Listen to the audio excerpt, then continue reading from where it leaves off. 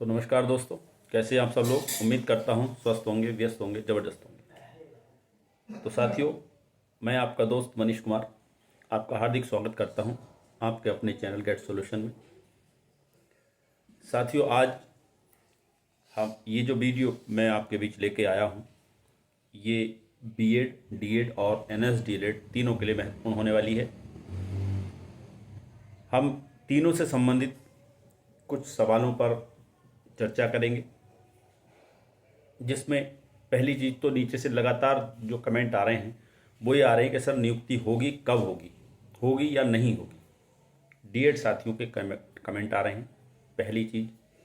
दूसरी चीज़ ये कि ऐसे बीएड धारक यानी ऐसे जो बीएड शिक्षक नियुक्त हो चुके हैं, बीएड अभ्यर्थी जिनके पास डीएड और बीएड दोनों एलिजिबिलिटी योग्यताएं हैं, ऐसे लोगों का क्या होने वाला है, उनको नियुक्ति मिलेगी या नहीं मिलेगी। इसके अलावा हम कवर करेंगे कि इस नियुक्ति, अगर कोर्ट से जब नियुक्ति की बात है तो इस नियुक्ति पर जो आचार संहिता लगने जा रही है छत्तीसगढ़ में, उसका नियुक्ति पर क्या प्रभाव पड़ने वाला है। साथ ही साथ इस पर भी हम चर्चा करेंगे कि जो एनआईएस डीएलएड वाले हमारे साथी हैं छत्तीसगढ़ में, उनकी नियुक्ति पर क्या प्रभाव पड़ेगा, उनकी नियुक्ति होगी या नहीं होगी, इस पर भी हम चर्चा करेंगे। तो साथियों, वीडियो में अंत तक बने रहें। आप सभी से निवेदन है, चैनल को लाइक, सब्सक्राइब और शेयर वीडियो को ज़रूर करें। और उन सभी साथियों से निवेदन है जो चैनल पर विजिट कर रहे हैं परंतु जो है सब्सक्राइब नहीं कर रहे हैं, तो उनसे फिर से एक बार विनम्र अनुरोध और निवेदन है कि चैनल को सब्सक्राइब कर लें, बेल आइकन को हिट कर लें, ताकि इस संबंध में आने वाले जो अपडेट्स हों या शिक्षा जगत से जुड़ी जो भी अपडेट्स हों, न्यूज़ हों, वो आप तक समय से पहुंचती रहें। तो साथियों, पहला हम सवाल लेते हैं। जैसा कि डीएड साथियों के लगातार कमेंट के माध्यम से सवाल आ रहे हैं कि नियुक्ति कब होगी, होगी या नहीं होगी, कोर्ट इनको यानी कि सरकार कोर्ट की बात मानेगी नहीं मानेगी, ये बहुत सारी चीज़ें निकल के आ रही हैं। तो देखिए साथियों, इसमें मैं एक बात बता देना चाहता हूँ कि जो बीएड को नियुक्ति मिली है,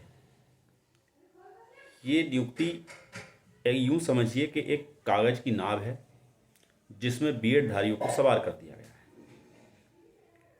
तो आप ये समझ लें, कागज़ की नाव जो है बहुत लंबा नहीं चलती और वो गल करके डूब जाती है।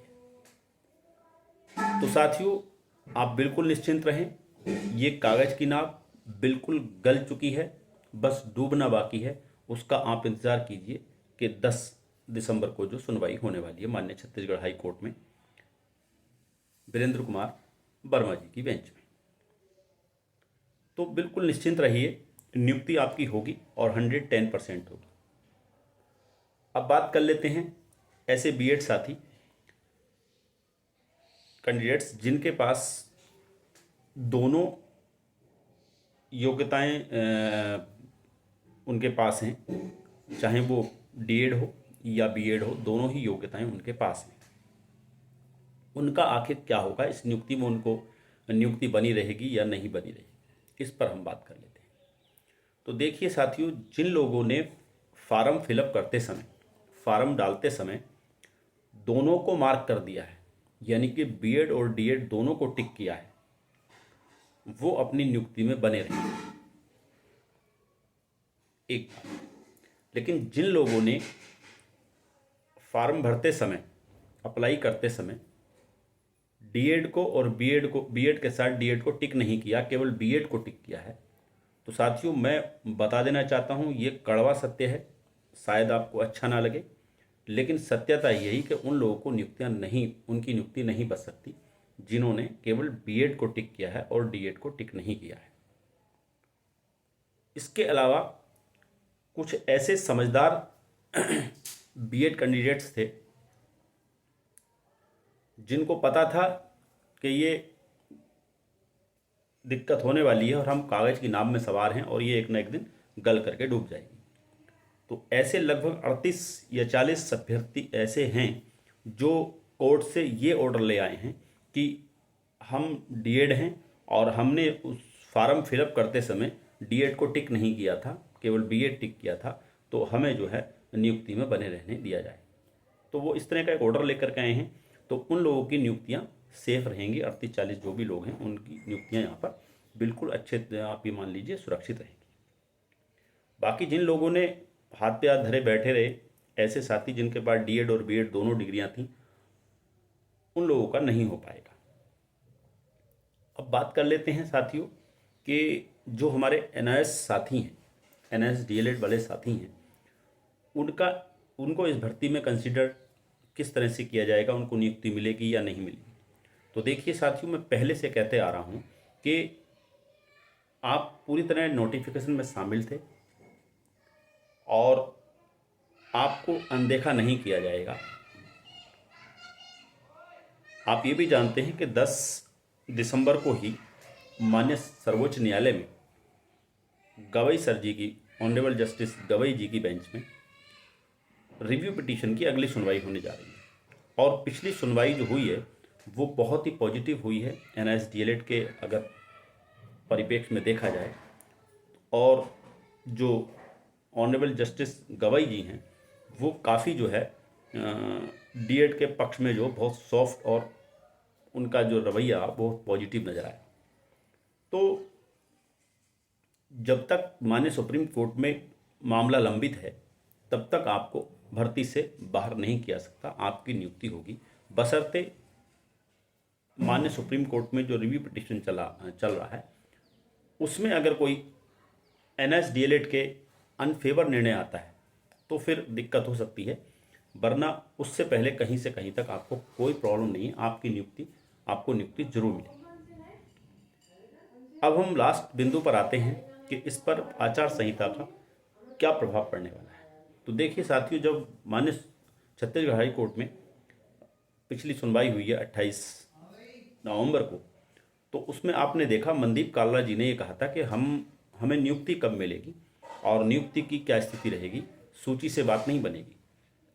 तो उसमें माननीय छत्तीसगढ़ हाई कोर्ट ने कहा था कि आप निश्चिंत रहें, इनको सूची लाने दो, हम इनको जो है टाइम बाउंड कर देंगे नियुक्ति के लिए भी। तो देख लेना, जब 10 दिसंबर को जो सुनवाई होगी उसमें जो ऑर्डर आएगा उसमें नियुक्ति को लेकर के और आचार संहिता को लेकर के कोई ना कोई दिशा निर्देश जरूर आएगा। और अगर कोर्ट टाइम बाउंड कर देता है और दिशा निर्देश देता है अपनी तरफ से, तो हो सकता है वो उसमें इस तरह का निर्देश आ जाए कि इस पर जो निर्वाचन आयोग है उसका कोई इम्पैक्ट ना पड़े, आचार संहिता का कोई इम्पैक्ट ना पड़े। इस तरह का निर्णय आने के बहुत बहुत प्रबल संभावनाएं हैं कि इसको आचार संहिता से बाहर रखा जाए और इन नियुक्तियों से आचार संहिता का कोई लेना देना ना हो, ये चीज़ हो सकती है।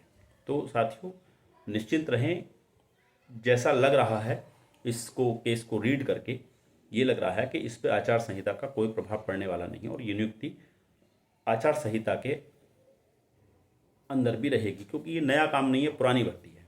ठीक है, तो जहाँ तक मेरा मानना है इसमें आचार संहिता को लेकर के कोई प्रॉब्लम आने वाली नहीं है। आप निश्चिंत रहे, आपको नियुक्तियाँ जरूर मिलेंगी। तो साथियों ये कुछ बिंदु थे, कुछ सवाल थे जो बीएड, डीएड और एनआईएस डीएलएड से संबंधित थे, उनको मैंने आपके बीच स्पष्ट करने का प्रयास किया है। उम्मीद करता हूँ चीज़ें स्पष्ट हुई होंगी। आप वीडियो में अंत तक बने रहे, इसके लिए आपका बहुत बहुत धन्यवाद साथियों। चाहूँगा वीडियो को शेयर कर दें ज़्यादा से ज़्यादा साथियों तक, ताकि ये जानकारी, यानी जो सवाल बीएड, डीएड और एनआईएस डीएलएड वाले साथियों के मन में चल रहे हैं उनका कहीं ना कहीं कुछ समाधान हो सके। तो साथियों इसी के साथ नमस्कार, धन्यवाद।